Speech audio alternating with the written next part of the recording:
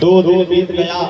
जब रानी सुनीति ने भोजन नहीं किया तब राजा उत्तानपाद को चिंता हो गई। उन्होंने रानी को बुलाया, कहा प्रिय तुम ऐसा क्यों कर रही हो? सुनीति ने कहा कि आपको पता है कि जब तक कि आप दूसरा विवाह नहीं करेंगे तब तक तो जो है मैं कुछ खाऊंगी ना पीऊंगी कुछ। रानी के बार बार कहने पर ना चाहते हुए महाराज उत्तानपाद जाकर के विवाह किए और जिस दूसरी स्त्री के साथ विवाह किए उस स्त्री का नाम था सुरुचि। डोली में बैठ करके आई दरवाजे पर और उस रानी को उतारने के लिए राजा की जो पहली रानी थी सुनीति, वह आरती का थाल लेकर के और या करके उनका अगवानी करने के लिए पहुंचती है। तब तक बहुत जोर से डांट देती है, कहती है राजा यह अभागे, यह बेटा, यह गाय आ गई मुझे छूने। अरे ना जाने किस पाप के कारण इसने भी तक एक राजा को संतान नहीं दिया और अगर यह मुझे छू देगी तो इसका बीमारी मुझे भी हो जाएगा। इसलिए खबरदार तो ठहर जा वहीं, मुझे छूना मत, मेरे पास मत आना। बहुत बुरा बात कहने लगे।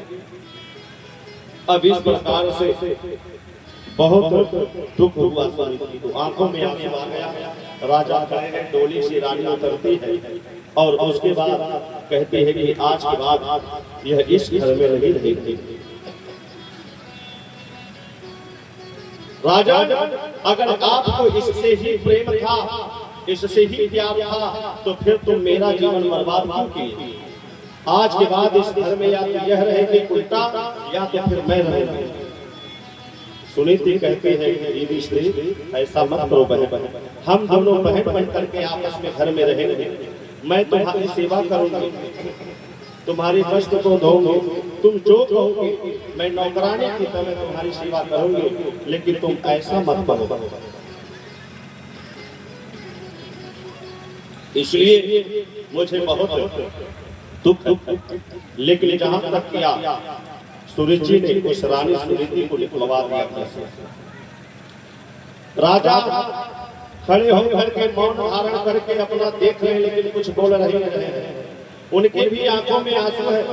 उत्तानपाद ने जाते हुए सुनीति से कहा, सुनीति मैंने तुमसे कहा था कि सवतिया दोष बहुत बुरा होता है, लेकिन तुमने मेरे बात को नहीं माना।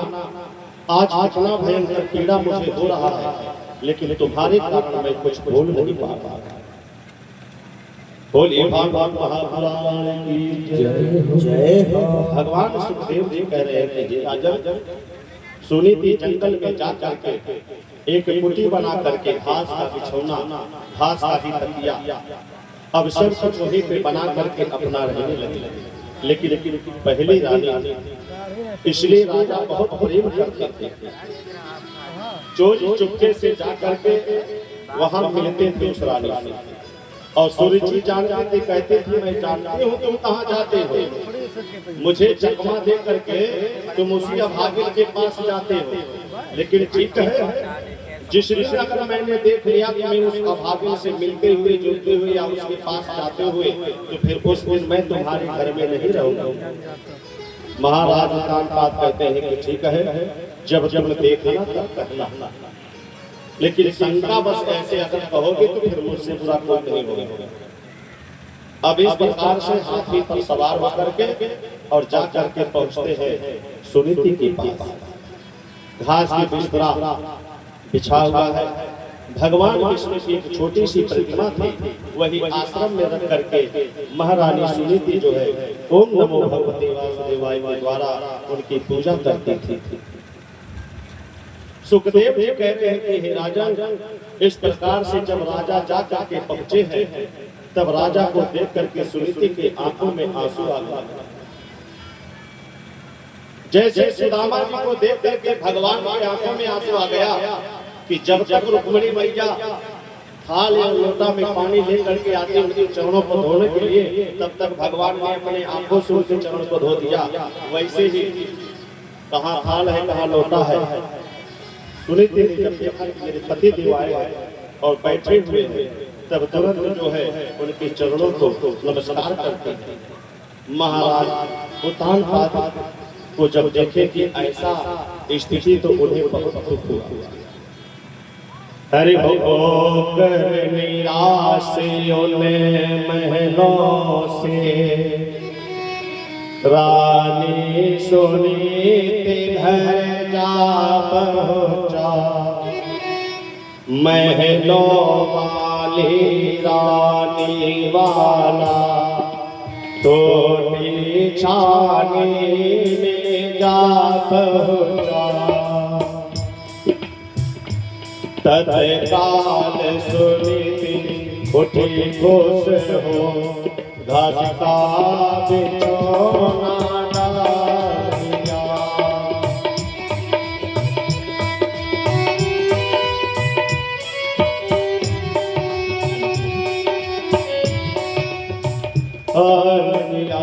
फिर आशुपात से पद धोकर पति का चरणामृत पान किया। पति का चरणामृत पान किया। बड़े सुंदर ढंग से राजा जी का जो है उन्होंने सेवा की। रानी को देखते हैं घास घूस का बिस्तरा है। सोचने लगे अपने मन में कि जो रानी मखमल के बिस्तरा पे निवास करते थे, महलों की रानी थी, आज वह इस झोपड़ी में कैसे रह रही है। इतने बड़े दुर्भाग्य सोच कर राजा रोने लगे, रानी भी रोने लगी। और उसके बाद उसी कुटिया में दोनों लोग शयन किए, रात्रि विश्राम किए। यह थी रात सुहाग की, यही राग संपन्न और इसी गर्भ से ध्रुव सरस भाग हुए उत्पन्न। भाग्य हुए उत्पन्न। इधर सूरज के गर्भ से उत्तम हुआ कुमार। और बजे बधाई महल में हुआ मंगलाचार। हुआ उस दिन राजा अपने धर्म पत्नी रानी सुनीति के साथ में झोपड़ी में उस कुटिया में जो है सोए हुए हैं। और भगवान की कृपा हुई कि इधर जो महलों में रहने वाली रानी सुनीति है उसने भी गर्भ को धारण किया। और इधर एक रात्रि विश्राम करने के लिए गए हुए थे महाराज तानपाद, सुनीति ने भी गर्भ धारण कर लिया। और ठीक सुंदर समय आने पर दोनों रानियों ने एक एक बालक को जन्म दिया। अब जो महलों की रानी थी वहां तो बालक के जन्म होने के बाद बहुत ही सुंदर ढंग से वहां मनाया गया उत्सव। लेकिन अब झोपड़ी में ध्रुव के जन्म लेने से कौन उत्सव मनाया। इस प्रकार से महाराज तानपाद बड़े प्रसन्न हुए और धीरे धीरे दोनों बालक बड़े होने लगे। और ध्रुव महाराज 5 वर्ष की अवस्था हो गई उन लोगों की। माता सुनीति ने अपने बालक का नाम एक स्कूल में लिखवा दिए और आश्रम में जाकर के बालक ध्रुव जी पढ़ने लगे। जब दोपहर का छुट्टी होता तो बालक लोग खेलते हैं स्कूल में या हर जगह इंटरवल होता है तो बालक आपस में खेलते हैं। तो वैसे ध्रुव जी महाराज बालकों के साथ खेलना चाहते थे, लेकिन लोग जितने बालक थे वे लोग धक्का देकर के ध्रुव को भगा दिए। कहते हैं अरे दुष्ट, तेरी माँ तो अभागी है, पता नहीं तू किसका औलाद है और तू कैसे यहाँ आ गया हम लोगों के साथ में खेलने। तेरे तो बाप का पता ही नहीं है, ना जाने तेरे माँ ने क्या कैसे किया। ऐसे तमाम ताना मार दिए ध्रुव जी को। ध्रुव जी को बहुत कष्ट हुआ। रोते बिलखते हुए आकर के अपने मैया के पास पहुंचे। मैया ने तुरंत क्या किया कि उन्हें लेकर के अपने गोद में बैठे, उनके मस्तक को सहला रहे हैं। बालक ध्रुव जी ने कहा कि हे मां, जब मैं पढ़ने के लिए जाता हूँ आश्रम में, और जब इंट्रोल हो जाता है बालकों के साथ खेलने के लिए मैं जाता हूँ, तो मुझे बालक धक्का दे करके गिरा देते हैं और कहते हैं कि जा, तुझे नहीं खिलाया जाएगा, ना तो तेरे बाप का पता है, तेरे पिता कौन है, पहले तू जा अपने पिता का पता लगा करके। तो माँ क्या हमारे पिता नहीं है? सुनीति कहती है बेटा तुम क्या ज्ञान के जानते हो, तुम पढ़ने के लिए जाते हो, तुम केवल पढ़ाई से मतलब रखो। ध्रुव कहते हैं ना मैया, मुझे मेरे पिता के बारे में अगर तुम नहीं बताओगे तो फिर मैं जो है पढ़ने ना ही जाऊंगा और ना तो अन्न जल ग्रहण करूंगा। अब बाल हट के सामने सुनीति मैया कमजोर पड़ गई।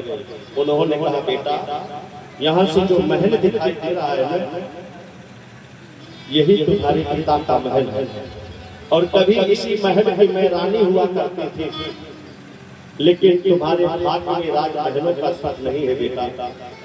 तुम्हारा जन्म झोपड़ी में हुआ है, लेकिन इसलिए तुम कभी वहां जाना भी मत अपने पिता से मिलने के लिए, नहीं तो वहां तुम्हारी सुरतिया माँ है, वह अगर तुम्हें कुछ कह देगी बोल देगी तो फिर तुम्हें दुख होगा।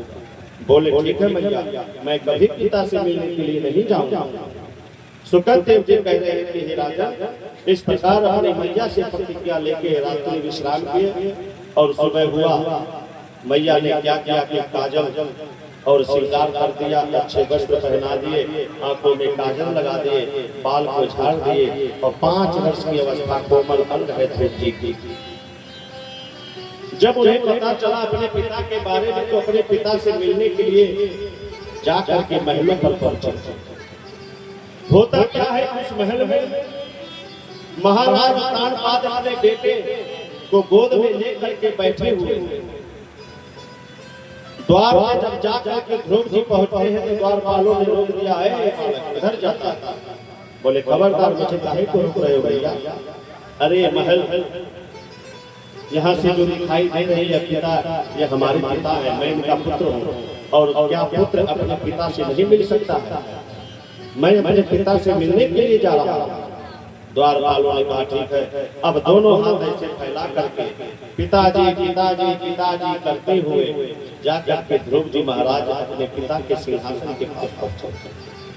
उत्तम को गोद से उतार दिए महाराज, और अपने पुत्र ध्रुव को गोद में बिठा करके प्यार और ममता करने लगे, और इस प्रकार जो है महाराज को तानपाद बहुत प्रेम किए। अरे रोज दो नो थे नरेश के पास, और ध्रुव गोद में उत्तम पकड़े हाथ, उत्तम पकड़े हाथ, बेटा उत्तम का सुरचे सह न सके अपमान, और पटक दिया ध्रुव लाल को बोले त्योरे तार, और बोले त्योरे तार। सुकदेव जी कह रहे हैं कि हे राजा, उस उत्तम की मां सुरुचि महाराज तानपाद अपने गोद में बिठा करके ध्रुव जी को प्यार कर रहे, ममता कर रहे हैं। उत्तम रोते हुए अपने माँ के पास गया और माँ से बोला मैया, मेरे ही समान कोई और आया, और पिता ने मुझे गोद से उतार करके उस बालक को अपने गोद में प्यार ममता कर रहे हैं। अब इतनी बात जब सुरुचि सुनती है तो क्रोध से आग बबूला हो जाती है, और जाकर के पहुंची तुरंत महाराज के गोद से ध्रुव जी को उठा करके इधर कर देती है, और अपने बेटे को जबरदस्ती उनके गोद में बिठा देती है। महाराज तानपाद देख रहे पर कुछ बोल नहीं रहे। ध्रुव जी के हाथ को पकड़ करके खींचते हुए घसीटते हुए लेकर के गेट के पास आई, और वहीं से धक्का दे करके ठेल देती है, और गेट को बंद करके कहती है कि अब आगे तुम्हारी हिम्मत कैसे हुई यहाँ पर आने की? ध्रुव जी ने कहा, माता मैं आपको प्रणाम करता हूँ। हमने ऐसा क्या गलती किया जिसका परिणाम स्वरूप आप मुझे ऐसा फल दे रही हैं? मैं तो अपने पिता का प्यार खोज रहा था, अपने पिता के गोद में बैठा था, आप मुझे इस तरह से प्रताड़ित क्यों कर रही है माँ? सूरज जी ने कहा, अरे दुष्ट, तू वह अभागिन का पुत्र है कि तू मेरे घर पे कैसे आया? तुझे किसने भेजा? तुझे राजगद्दी का लालच है कि अपने पिता को बहका करके मैं राजगद्दी पर बैठ जाऊं? तो तेरा यह सपना कभी पूरा नहीं होगा। तू एक अभागिन का पुत्र है। अगर तुझे पिता के गोद में और इस राजगद्दी पर बैठने का इतना ही अधिकार और इतना ही शौक है, तो जा करके भगवान श्री हरि का तपस्या कर, उस विष्णु की तपस्या कर, और जिससे मुझ जैसे माँ के गर्भ से तू जन्म ले, जिससे तुझे राजमहलों का सुख मिले और तुझे राजगद्दी पर बैठने का सुख मिले। बालक ध्रुव जी रोते रोते आंखों के काजल बह गए और हाथ जोड़ करके मैया से बार बार कहते, माँ मुझे अंदर आने दो, माँ मुझे अंदर आने दो। ओ चले दूर खड़ा हो, अरे नीच किसी की मौका मिले आया है, अकल है तुम्हारे कहाँ भोप, अकल है तुम्हारे कहाँ भोप, सिर पर यह गधा चढ़ आया है, सिर पर गधा चढ़ आया है। रेहत भागे पूर्व में कहीं, रेहत भागे पूर्व में कहीं, यदि थोड़ा भजन किया होता, यदि थोड़ा भजन किया होता, तो उत्तम के ले तो ने मुझसे ही जन्म लिया होता, मुझसे ही जन्म लिया होता।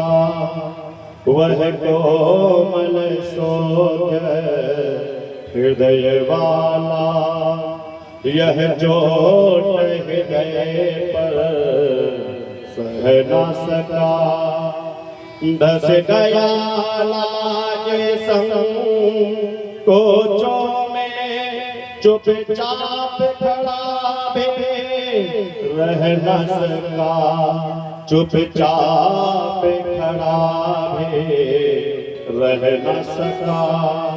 चेहरे पर एक सच्चाई, चेहरे पर एक रुखाए थे, आंखों में खास लगावट है, आंखों में खास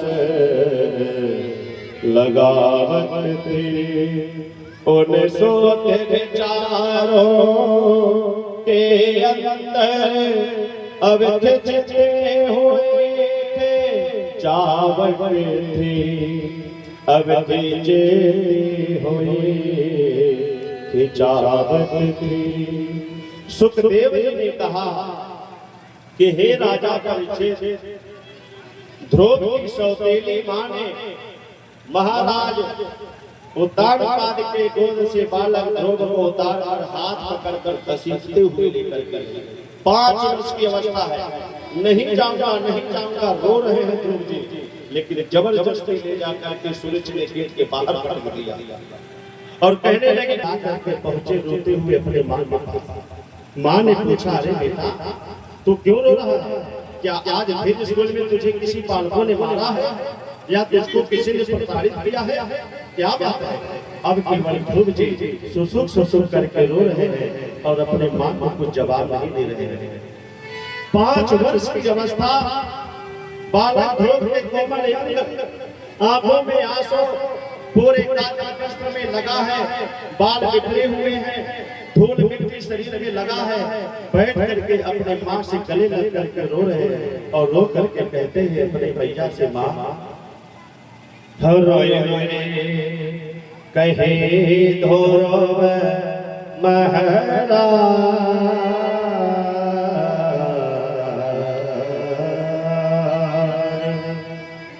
हरे रोए रोए कहे धोरव महाराज, मात मोरे मौसे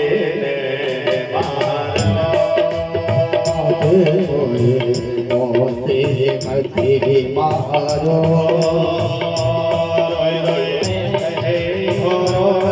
महाराज मात मोरे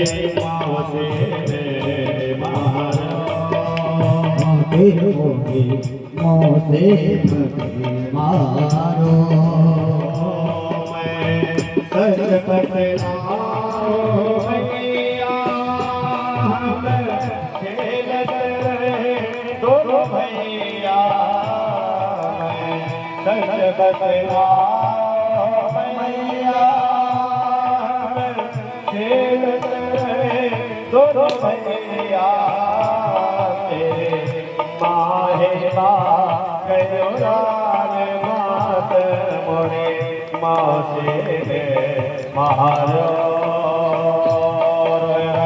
कहे धोरो महाराज, मात मोरे मौसे मारो। ध्रुव जी अब इस प्रकार से रो रो करके अपनी माँ से कहने लगी। माँ ने कहा, हे बेटा, मैंने तुम्हें मना किया था कि तुम उस महल में मत जाना, तो तुम क्यों गए? तुम्हें नहीं जाना चाहिए था। इसी प्रकार से अपनी माँ के प्रेम और प्यार को पा करके ध्रुव जी अपने आप को संभाले और उसके बाद मैया सुनीति ने उन्हें दूध पिलाया, प्यार किया, ममता किया, भोजन किया और उसके बाद रात्रि के समय उनके मुख को चूम करके मस्तक को सहलाते हुए रोली का जो है सुना करके उन्हें लोरी सुना करके सुला रहे हैं। अब माँ के स्नेह को पा करके ध्रुव जी ने कहा, मैया, जब मैं गया था पिता के गोद में बैठा था तो मेरी माँ मेरे हाथ को पकड़ के ले करके आई और गेट से बाहर कर दी, इसलिए हे माँ। और लेकिन उसने एक बात कही कि जा करके भगवान विष्णु की तपस्या कर और मुझ जैसे माँ के गर्भ से जन्म ले।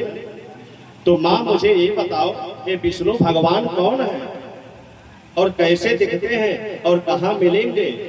पुत्र के पूछने पर विष्णु भगवान की एक प्रतिमा थी जिसकी पूजा महारानी सुनीति करती थी। अपने पुत्र के हाथ को पकड़ कर ले गए और ले जाकर के दिखाते हैं, कहती है, बेटा, पूरे संसार के, पूरे जगत के यह जगत पिता है, इन्हें झुक करके प्रणाम करो। भक्त ध्रुव जी अपने माँ के कहने पर भगवान विष्णु को झुक करके प्रणाम करते हैं।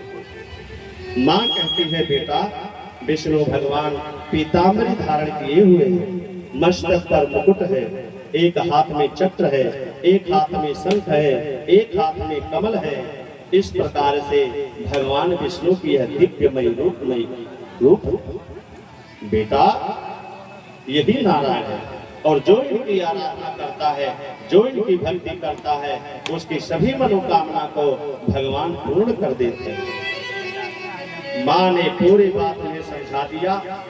अब रात्रि भर उन्हें नींद कहा, उन्हें तो भगवान विष्णु के खोज के लिए रात्रि में ही अपने माता का 5 परिक्रमा किए और उसके बाद रात्रि में ही अपने माँ को छोड़कर ध्रुव जी 5 वर्ष की अवस्था में भगवान को खोजने के लिए चल दिए। कोमल पैर, कोमल अंग है। अब रास्ते में पत्थर, कांटे सब कुछ धंस रहे हैं। बैठ करके कांटों को निकाल रहे हैं, फिर चलना प्रारंभ कर दे रहे हैं। 5 वर्ष की अवस्था में भगवान को खोजने के लिए बालक ध्रुव जी निकले हुए हैं। सुबह हुआ, जब माता सुनीति देखी कि हमारा पुत्र हमारे पास है ही नहीं, तो उन्हें डर हो गया कि कहीं कोई हिंसक जीव जंतु तो नहीं मेरे बेटे को उठा ले गया। अब जा करके महलों में पहुंच करके महाराज उत्तानपाद के चरणों में गिर के रोने लगे और कहने लगे कि हे प्रभु, मेरा एक ही औलाद है, उसी के सहारे मैं अपना जीवन यापन कर लेती, लेकिन कल रात्रि में मेरा पुत्र मेरे साथ था, सुबह ना जाने कहां तब से गायब है और मैं उसके लिए तड़प रही हूँ। हे राजन, जीवन में अगर आप मेरे ऊपर कुछ एहसान करना चाहते हैं तो आप राजा हैं, आपके पास तमाम सेना है, हमारे बेटे को खुजवा दीजिए। जब सुने उत्तानपाद की ध्रुव खो गया है कहीं, तब महाराज उत्तानपाद को बहुत दुख हुआ। उन्होंने तमाम सैनिकों को एकत्रित करके कहा कि जा करके मेरे बेटे को खोजो, अगर कहीं पर मिलता है उसे ले करके आओ, और अगर नहीं आता है तो कह देना कि आज के बाद तुम और तुम्हारी माँ दोनों लोग महल में रहोगे, जमीन जायदाद का आधा हिस्सा मिलेगा, शुद्ध वस्त्र मिलेंगे, अधिकार मिलेगा, सब कुछ मिलेगा, लेकिन तुम लौट चलो, तुम्हारी माता और पिता परेशान है। सैनिक लोग जा करके अब ध्रुव जी को खोज रहे हैं और ध्रुव जी केवल अपने मुखार बिंदु में भगवान का ध्यान करते हुए जा रहे हैं। सैनिक जा करके मिले, सैनिकों ने कहा महाराज की जय हो। ध्रुव जी ने कहा कहिए आप लोग किस देश से कहां से आए हैं? बोले आपके माता पिता ने हमको भेजा है और आप अपने माता पिता को छोड़ करके चले आए हैं, आपके माता पिता रो रहे हैं, आप चलिए उनके पास। ध्रुव जी कहने लगे ना भैया, मैं भगवान विष्णु को खोजने के लिए निकला हूँ, जब तक मैं भगवान विष्णु का दर्श नहीं कर लेता, भगवान विष्णु के गोद में नहीं बैठ लेता, तब तक मैं घर में नहीं आऊंगा। यह है एक भक्त की पहचान और यह है दृढ़ संकल्प। अगर हम किसी चीज का दृढ़ संकल्प ले ले और उसी संकल्प पर रह जाए, अपने नियम, अपने कानून, अपने धर्म को ना बदले, तो वह कार्य अवश्य पूरा होता है। आज दृढ़ संकल्प लिए हैं ध्रुव जी कि मैं भगवान विष्णु का दर्शन करूंगा, इसके लिए चाहे मेरा पूरा जीवन ही खत्म हो जाए। सैनिक आए, सैनिकों ने कहा चलो तुम यहाँ से लौट चलो राजन, तुम्हारे माता जी को और तुम्हें पूरा अधिकार मिलेगा, सब कुछ मिलेगा। ध्रुव जी कहने लगे वाह भाई, अभी तो भगवान मिले नहीं, केवल भगवान को खोजने के लिए चला हूं, तो बताओ आज इतना सब कुछ मिल रहा है और कहीं अगर भगवान का दर्शन मिल गया तो फिर क्या होगा। तो इस प्रकार से ध्रुव जी महाराज सैनिकों को वापस कर दिए। अब बीच जंगल में जाकर के खोजते खोजते पहुंचे हैं वृंदावन धाम। वृंदावन धाम में आकाश मार्ग से देवर्षि नारद जी आ रहे थे। अब वह आकर के बालक ध्रुव को देखते कहते बेटा, इतने घने जंगल में तुम्हारी अवस्था इतनी छोटी और तुम कहां जा रहे हो, क्या कर रहे हो? ध्रुव जी कहने लगे महाराज, मैं भगवान विष्णु की खोज में निकला हूं और मैं उनकी तपस्या करके उनके गोद में बैठना चाहता हूं। नारद जी ने कहा बेटा तुम घर चले जाओ, तुम्हारा यह उम्र अभी खाने पीने खेलने लायक है। ध्रुव जी कहते हैं आप कुछ भी कहिए लेकिन मैं घर नहीं जा सकता, बिना भगवान विष्णु को प्राप्त किए मैं जा नहीं सकता। देवर्षि नारद जी भगवान को प्राप्ति के लिए जितने ऋषि महात्मा लोग तपस्या कर रहे थे सबको दिखाएं।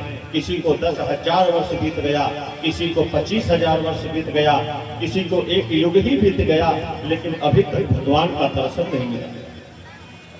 देवर्षि नारद जी ने कहा कि बेटा अरे तुम्हारे जैसे भक्त देखो ये 10,000 वर्ष बीत गया लेकिन अभी तक भगवान का दर्शन नहीं पाए और तुम भगवान को खोजने के लिए निकले हो, बेटा वापस चले जाओ।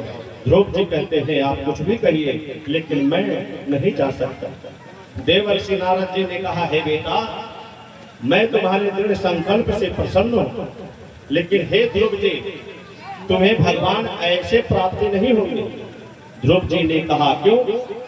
देवर्षि नारद जी ने कहा कि तुम्हें अगर भगवान मिलेंगे तो उसके लिए सबसे पहले तुम्हें गुरु बनाना पड़ेगा। जब तक आप अपने जीवन में गुरु नहीं बनाएंगे, गुरु मंत्र धारणा नहीं करेंगे, तब तक भगवान तक आपकी आवाज पहुंच ही नहीं सकती है। तब देवर्षि नारद जी उसी बीच जंगल में ध्रुव जी के कानों में हरि जी का मंत्र दिए और कहने लगे, बेटा मैंने जो तुम्हें मंत्र दिया है, स्नान ध्यान करके सच्चे भाव भक्ति से तुम इसी मंत्र का जप करना, भगवान श्री हरि नारायण तुम्हें जरूर मिलेंगे। अब ध्रुव जी महाराज भजन करते हुए जा रहे हैं। बोले वृंदावन बिहारी लाल की जय। और कहते हैं, जहाँ ले चलोगे वही मैं चलूंगा, जहाँ नाथ रख लोगे वही मैं रहूंगा, जहाँ ले चलोगे वही मैं चलूंगा, जहाँ ले चलोगे वही मैं चलूंगा, जहाँ नाथ रख लोगे, जहाँ नाथ रख लोगे वही मैं रहूंगा, जहाँ ले चलोगे वही मैं चलूंगा, जहाँ ले चलोगे वही मैं चलूंगा।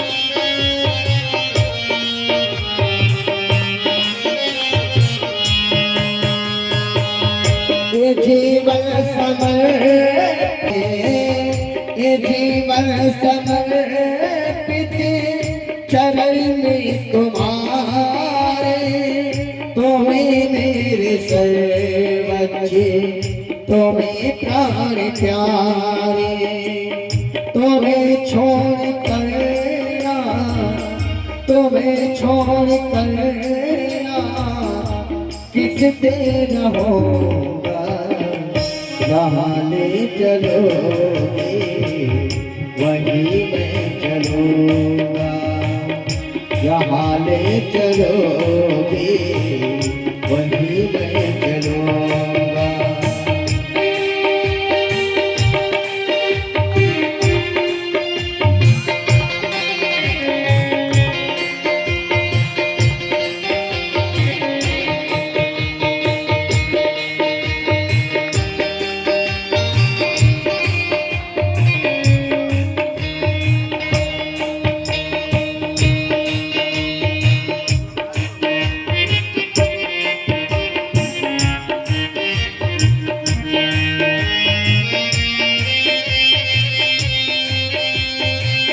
दयानिधि दयानाथ मेरी अवस्था तेरे ही हाथों में, मेरी व्यवस्था दयानाथ तेरी अवस्था तेरे ही हाथों में, मेरी व्यवस्था कहना होगा जो भी, कहना होगा जो भी तुम सबसे कहूँगा जहाँ ले चलोगे वहीं मैं चलूँगा, जहाँ ले चलोगे वहीं मैं चलूँगा।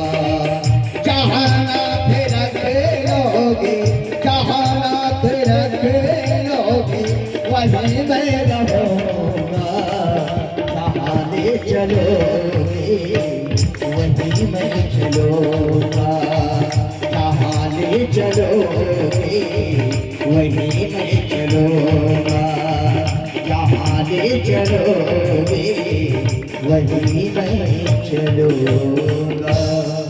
बोले वृंदावन बिहारी लाल की जय। महाराज श्री सुखदेव जी कह रहे हैं कि हे राजन, इस प्रकार से 5 वर्ष की अवस्था बालक ध्रुव जी अब भगवान को खोजने के लिए चल दिए और खोजते हुए जाकर के कहाँ पहुंचे? वृंदावन धाम, भगवान श्री कृष्ण की नगरी। और वृंदावन धाम में पहुंच करके जमुना के तट पर पहुंचे, वहां स्नान ध्यान बनाए और स्नान ध्यान बना करके अब प्रभु परमात्मा का ध्यान करते हैं और केवल एक ही मंत्र, ओम नमो भगवते वासुदेवाय, ओम नमो भगवते वासुदेवाय।